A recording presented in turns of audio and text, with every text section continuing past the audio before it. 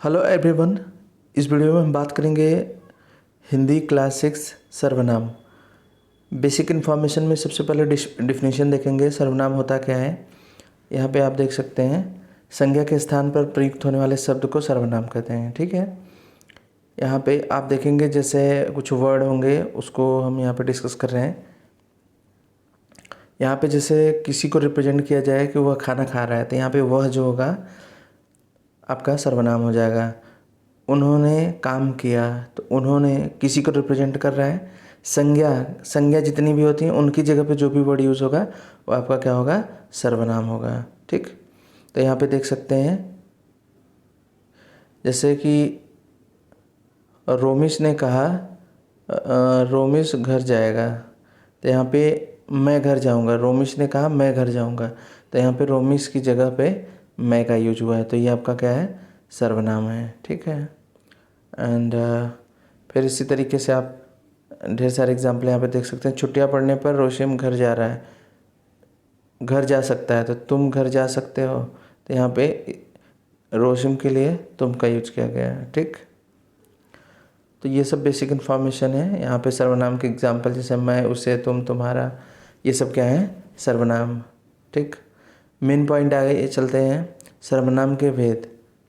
यहाँ पे आपका सर्वनाम, सिंपल सी बात मैंने डिस्कस कर दी है कि संज्ञा के स्थान पे जो प्रयोग किए जाते हैं वो आपके सर्वनाम होते हैं। जैसे कि वह, तुम, वे, हम, ये सब चीज़ें क्या है, सर्वनाम है। तो सर्वनाम के 6 भेद होते हैं। सबसे पहला है जो वो आपका पुरुषवाचक सर्वनाम है।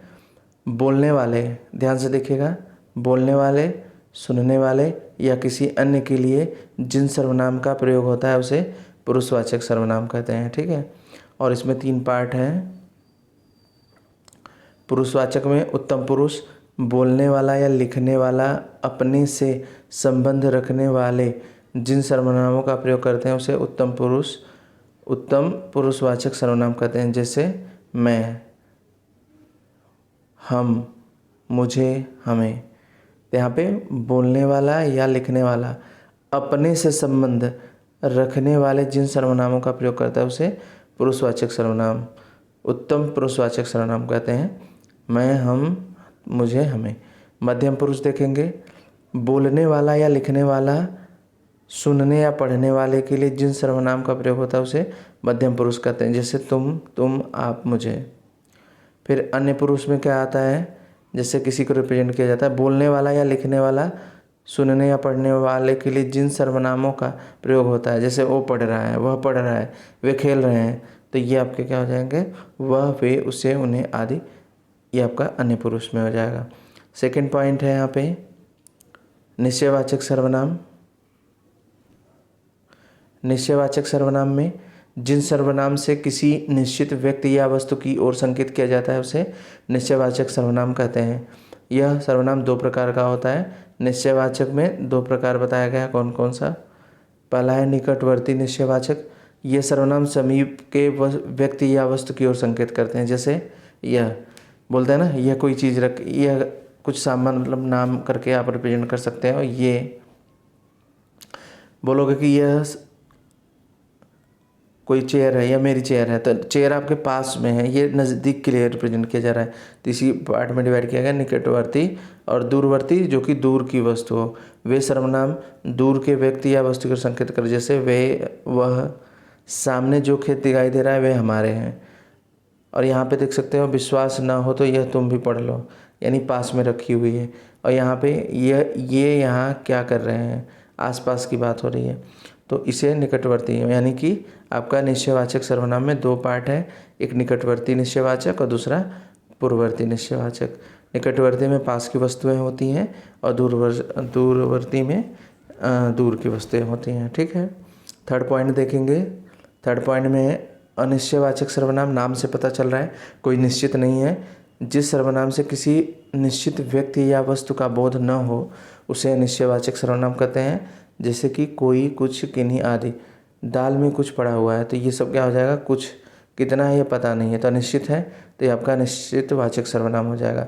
आपसे कोई मिलने आया है, कौन मिलने आया है पता नहीं है, बस है कोई, तो निश्चित नहीं रहेगा, तो इसे अनिश्चितवाचक सर्वनाम कहते हैं। फिर इसके बाद आता है आपका संबंधवाचक सर्वनाम।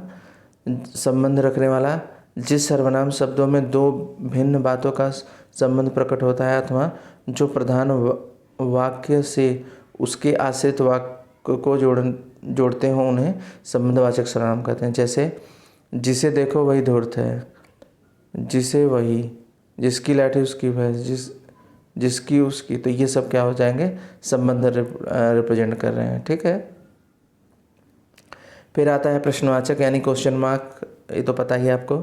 जिन सर्वनाम शब्दों का प्रयोग प्रश्न पूछने या कुछ कहने जानने के लिए किया जाता है उसे प्रश्नवाचक सर्वनाम कहते हैं। जैसे क्या, कौन, किसकी, बाजार कौन गया था, थैली में क्या है, तो ये सब क्या है आपके। जैसे जिसे देखो, जो संबंधवाचक सर्वनाम था इसमें जिसे और वही आपका क्या हो गया, संबंधवाचक सर्वनाम। जिसकी लाठी उसकी, ये सभी क्या हो गए आपके संबंधवाचक। और इसमें जैसे कौन आया है, क्या आया है, तो ये प्रश्नवाचक सर्वनाम हो जाएगा। फिर इसके बाद लास्ट है आपका निजवाचक सर्वनाम।